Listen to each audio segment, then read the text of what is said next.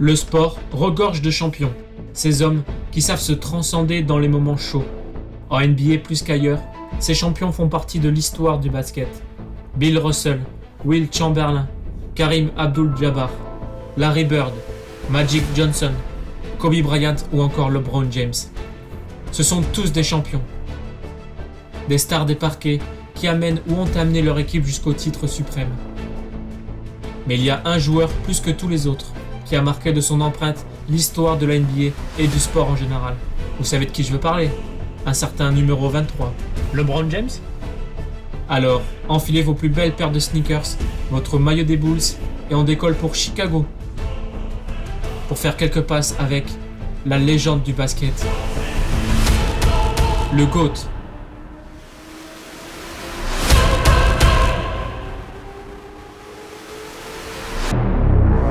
Michael Jordan.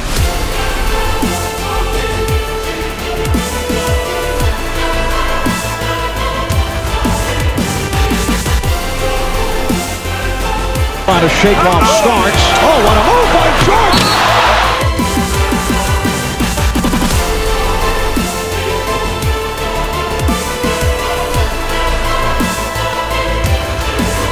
What time is it? 10-10.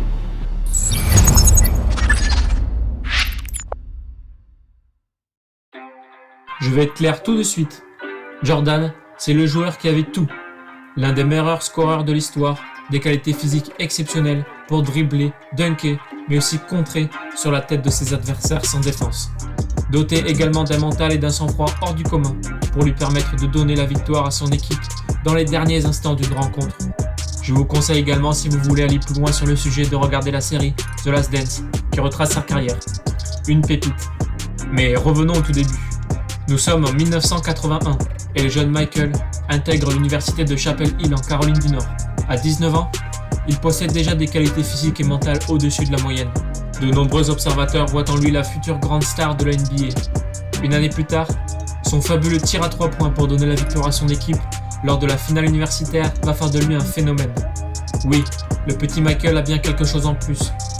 Et après avoir remporté l'or olympique avec la Team USA lors des Jeux Olympiques de Los Angeles en 84, il se dit que c'est le moment de se lancer dans la cour des grands, dans la fosse aux lions, la NBA.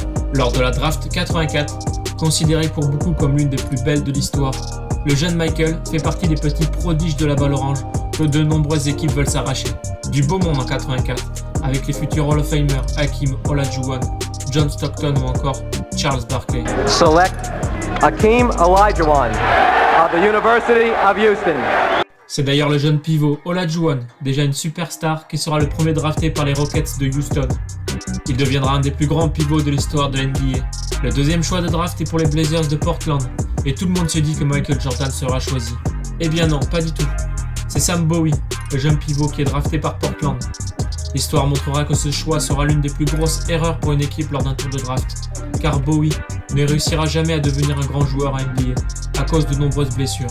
En tout cas, si une équipe doit se réjouir, c'est bien les Chicago Bulls, qui ne laissent pas passer l'occasion et choisissent le futur roi des parquets, Michael Jordan, pour devenir le leader d'une équipe médiocre et peu soutenue par le public.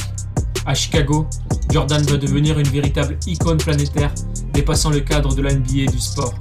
Lors de sa première saison, Jordan régale et transforme cette équipe de Chicago pas terrible en une machine à gagner. Il devient le premier rookie de l'histoire à être le leader de son équipe dans 4 statistiques: points, rebonds, passes décisives et interceptions. Oh, c'est joli ça. Avec 28 points en moyenne par match pour sa première saison, du jamais vu depuis Kareem Abdul-Jabbar au début des années 70. Il est logiquement sacré rookie de l'année et participe même au All-Star Game. Mais autour de lui, il n'y a pas grand monde pour se mettre au niveau de la nouvelle star du basket. Pour sa première saison, Jordan et les Bulls se feront sortir rapidement au premier tour des playoffs contre Milwaukee. La saison suivante, une fracture au pied va lui faire manquer plus de 60 matchs dans la saison. Un énorme coup dur pour lui et les Bulls, qui arrivent quand même, tant bien que mal, à accéder aux playoffs, mais tombent contre l'une des plus belles équipes de l'histoire de la NBA, les Boston Celtics de Larry Bird. Les Bulls vont se faire balayer en perdant les 3 matchs face aux Celtics, mais c'est bien Jordan qui va marquer l'histoire en offrant une des plus belles prestations offensives de l'histoire. Un mois à peine après son retour, lors du Game 2, il va planter 63 points sur la tête des Celtics, incapable de stopper le show de Michael. Personne n'a fait mieux que lui lors d'un match de playoff. Suite à ce match, Larry Bird, encore abasourdi par ce qu'il vient de voir, déclara « C'était Dieu déguisé en Michael Jordan ». Et le GOAT va avoir la main chaude sur toute la saison suivante. Une véritable démonstration offensive sur toute la saison régulière, avec plus de 3000 points inscrits en une saison. Seul l'immense Will Chamberlain a réussi cet exploit. Il tourne à plus de 37 points de moyenne par match, dont 6 fois à 50 points ou plus et 2 fois à 60 points. La main très chaude de Mikey. Mais les Bulls n'arrivent toujours pas à passer un tour de play-off et vont se faire sortir une nouvelle fois par les Celtics. Et oui, tout seul on va plus vite, mais ensemble on va plus loin. Mais ça, les Bulls le comprendront que plus tard. Il faut attendre la saison 87-88 pour avoir une vraie équipe se construire autour de Jordan. Les arrivées de Horace Grant, mais surtout de Scottie Pippen, vont permettre aux Bulls de passer pour la première fois un tour de play-off. D'ailleurs, petite parenthèse pour parler de Pippen, qui sera durant toute sa carrière dans l'ombre de Jordan. Je vous conseille d'aller lire un super article sur Eurosport intitulé « À la droite de Dieu », qui retrace le parcours du deuxième meilleur joueur des années 90. Derrière qui ? Pas besoin de le dire. C'est LeBron James. Eh non, toujours pas. Enfin bref, revenons à nos Bulls et à nos playoffs, qui affrontent en demi-finale de conf les méchants Pistons de Détroit. Les fameux Bad Boys, si mal aimés par le public, va rendre fou les Bulls avec une défense ultra agressive, voire même violente contre Jordan. Emmenés par leur star Isaiah Thomas, les Pistons vont étouffer Jordan avec un marquage intensif sur lui pour éviter la furie de la star des Bulls. C'est pas un peu limite là ? Résultat, victoire des Pistons en 5 matchs et quelques cauchemars pour la bande à Jordan. Les 2 saisons qui vont suivre vont se dérouler de manière identique. Un Jordan toujours plus impressionnant en saison régulière en étant le meilleur marqueur de la ligue avec plus de 30 points par match. Mais le cauchemar de leurs ennemis de Détroit continue et ils se font sortir une nouvelle fois en play-off grâce à leur défense spéciale sur Jordan.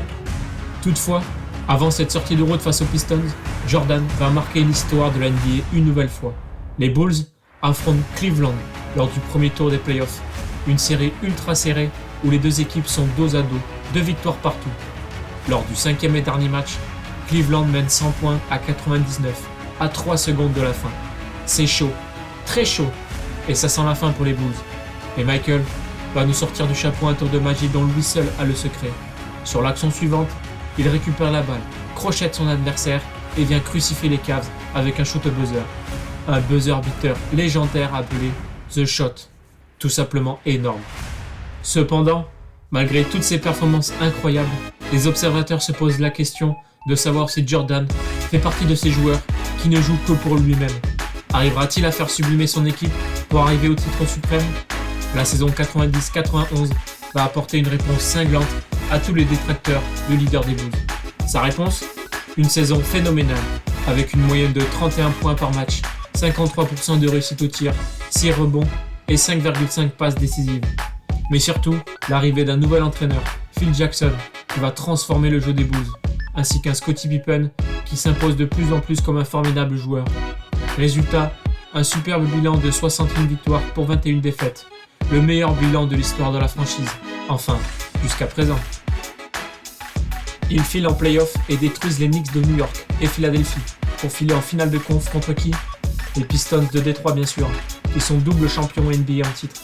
Cependant, la défense toujours ultra agressive des Pistons ne suffira pas face à la démonstration de Jordan, qui a compris que le basket était un sport collectif. En mode distributeur de caviar, les Bulls expédient des Pistons humiliés qui préfèrent quitter le terrain avant même la fin du dernier match. Allez, revenez, mais revenez! En finale NBA, les Bulls affrontent l'armada des Lakers de Magic Johnson. Et après un match compliqué, ils vont atomiser les Lakers avec un Pippen monstrueux en défense face à Magic et un Jordan en mode Showtime. Magnifique ce changement de main en l'air. Première finale et première bague au doigt pour la bande à Jordan. Ça y est, le roi est au sommet. La dynastie des Bulls est arrivée et les 2 saisons suivantes vont faire entrer la franchise de Chicago dans l'histoire avec un triplé historique que seuls les légendaires Lakers des années 50 ou encore les Celtics des années 60 de Bill Russell ont réussi à accomplir. Avec un Jordan meilleur marqueur de la ligue pour la 7e année consécutive avec plus de 30 points de moyenne. MVP de la saison régulière 91-92, il réalise une soirée historique en finale NBA contre les pauvres Blazers de Portland et leur star Clyde Drexler, dont les observateurs le voient comme un homme capable de se mettre au niveau de Jordan. Mais personne n'est au niveau du GOAT, et il ne se fait pas prier de le montrer. Une première mi-temps en mode attaque de feu, 35 points lors de la première mi-temps, dont un record de 6 paniers à 3 points. Injouable. Et hop, une deuxième bague. Saison suivante, même topo. Après une grosse frayeur en finale de conf contre les Knicks de New York, le char d'assaut des Bulls arrive face au MVP de la saison régulière, Charles Barkley de Phoenix. Mais Jordan est beaucoup trop fort et va sortir la ligne de stats la plus dingue pour une finale NBA.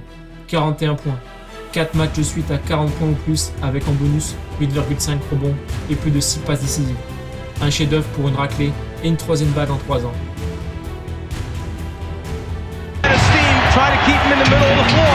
Well, Pippen got the snap. Here's Paxson for three. Yes! The Bulls take a 1-point lead and Phoenix calls for time with 3. Michael Jordan est au sommet dans son art et fait partie maintenant de la culture populaire.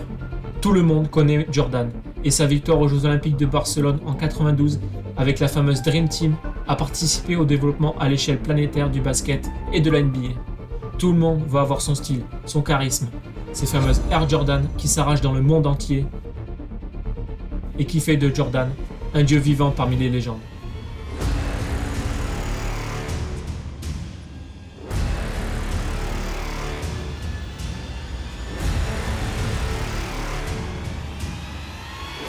Magic Johnson a même dit « Il y a Michael Jordan et il y a le reste d'entre nous ».